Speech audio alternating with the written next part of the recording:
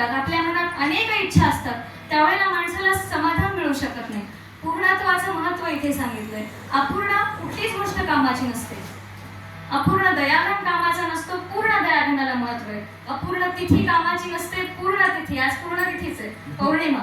या निमित्ताने पूर्ण दयाघन, पूर्ण तिथी आणि पूर्ण मनोरथ हे जेव्हा पूर्ण होतं त्यावेळेला आपण या पूर्णाकडे प्रवास सुरू करतो, अपूर्णाकडून पूर्णाचा प्रवास सुरू करतो.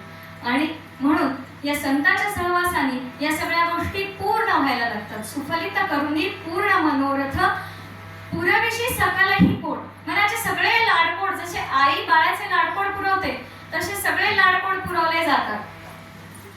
आणि अमृत म्हणत असे हरिभक्ताचा, अमृत म्हणत असे हरिभक्ताचा.